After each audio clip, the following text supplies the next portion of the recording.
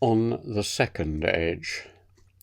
The first stage, described elsewhere, is the age until I got a permanent job of a kind at the age of just coming up to my 30th birthday in 1971, the age of dependency and education and learning and exploring the world. The second age is the age of work. Nowadays, work and leisure are much more mixed up, but when I was growing up, there was a period when you worked and you earned a living, and then you retired, and that was the end of it. So that is the period between, in my life, because I started very late at the age of 30. Many people started at 18 or younger.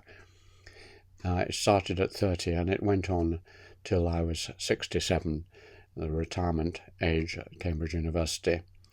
And so it's 37 years, a third or a little more of my life so far. And obviously enormously important.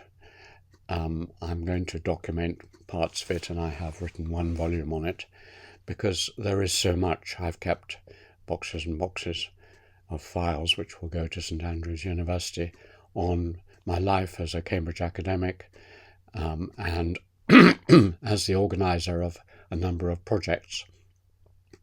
I was enormously fortunate going to King's College as a research fellow, senior research fellow, 1971 for 4 years, continuing my research on English history, 17th century history. And then I also was enormously fortunate in getting my first paid full-time job as a lecturer in social anthropology in the department at Cambridge under the patronage of Jack Goody. And from 1975 to 1982-83, I worked with Jack in the department in the famous science buildings, the old Cavendish laboratory. And there, Sarah and I and others started a sequence of projects.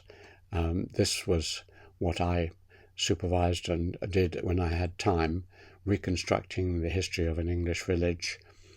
And that was the time of the great growth and experimentation of computers, where Cambridge was among the leaders. And so we worked a great deal with computing scientists and others to develop information retrieval systems and database management systems and the rest of it for historical records. So it was an enormously exciting time, absolutely overwhelming, becoming a full-time lecturer in a subject which one had only recently moved into. Anthropology was a tremendous strain, and I was given a lot of administration and running these projects and family life with young children. It was a stressful, strain-filled time, but very exciting. I never seemed to have quite enough time and was rushing from here to there, but somehow, with Sarah's enormous support, we managed to get everything done and establish ourselves in our permanent home since then in the countryside near Cambridge. So that was the period, the first period, until Jack Goody left. And then, with encouragement from me, Ernest Gellner, the philosopher, sociologist, anthropologist, came as head of department for 10 years. And that was another wonderful period because he was a hugely erudite and wide-thinking man like Jack, and very encouraging. So that was the period when I started to tinker with Sarah on multimedia, a project on the Nagas of Assam where we did all our work on digitizing films and other archives and making a video disc. And my teaching was branching out. I was getting interested in more things, and in 1986 we went back again, Sarah and I, to Nepal, which started an annual visit there for the next 20 years, or nearly 20 years. So we suddenly started documenting, and filmmaking took off, so I filmed a lot of my time there. And then Ernest left, and the next period, the final period, was really from about 1991 when I became a professor, and soon afterwards Marilyn Strathern became head of department, and I could relax and get on. And that's when I went back to starting to write again and wrote a series of books on Japan and the West, The Savage Wars of Peace, on political theory, The Riddle of the Modern World, The Making of the Modern World. And then from about 2000 started to think about writing more popular books like Letters to Lily and My History of Glass and Tea. So this was intellectually, in some ways, the richest period, and made even richer by going to Japan in 1990 and then exploring that country in a number of visits and through friendships.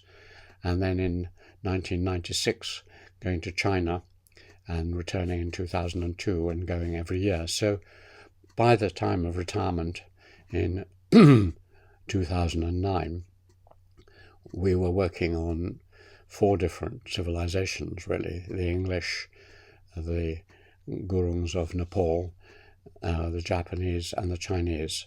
And I was teaching very widely. I had many wonderful PhD students who have remained friends, and even undergraduates and master's students with whom I've stayed in contact. So thinking about it, and for most of the time, except for 5 years, I was a fellow of King's College, and then became a Life Fellow. So thinking about that period, how enormously fortunate I was in many ways. I was enormously fortunate in being at such an exciting university, Cambridge, such a wonderful college, King's, at a time, in some ways, looking back, of course, one's nostalgic, but social anthropology seemed to be in one of its most exciting phases. It was just after the Malinowskian functionalist period was beginning to wane, and new kinds of anthropology, structuralism, Marxism, and so on, were coming in. And so with really great thinkers as my heads of department, I could explore where I liked, and I could try to fuse together history and anthropology, and to turn my thoughts to a much more comparative dimension through travels and working in different civilizations, and also to combine technologies and to lecture about technologies. So I could lecture about what I wanted, I could teach on what I wanted, I could research what I wanted.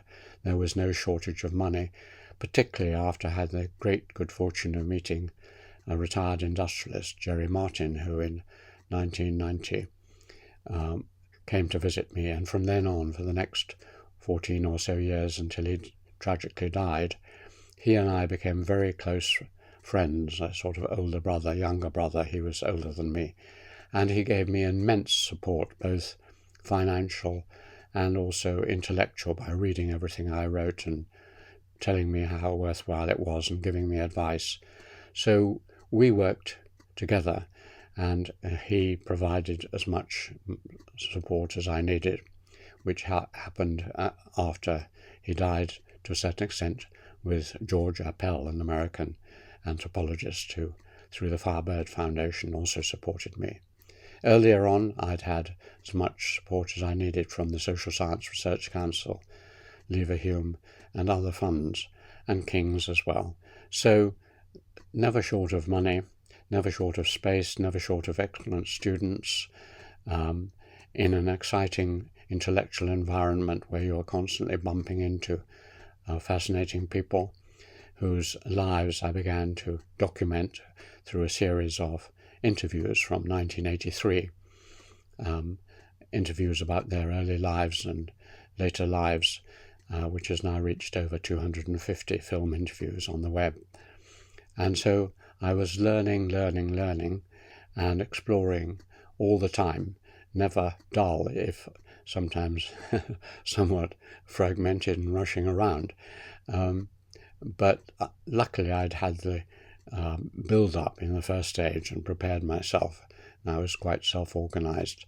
So the second age for me was not a dreary, office-bound, repetitive life. It was really impossible to distinguish life and work. I lived to work and worked to live, and of course people suffered in the as a result, like my children, who occasionally didn't get enough of me, and my stepchildren by Sarah.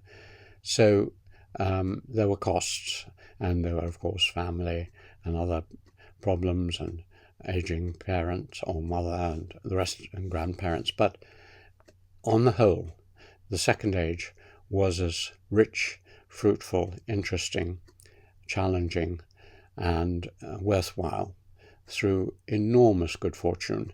I can't think of anywhere else in the world, and when I was offered jobs in America and so on, I never even really thought about it, as I couldn't think of anywhere that would have such wonderful buildings, paintings, wine, libraries, beautiful, intellectual, a wonderful combination, a modern-day Athens in Cambridge, and particularly in my glorious College of Kings.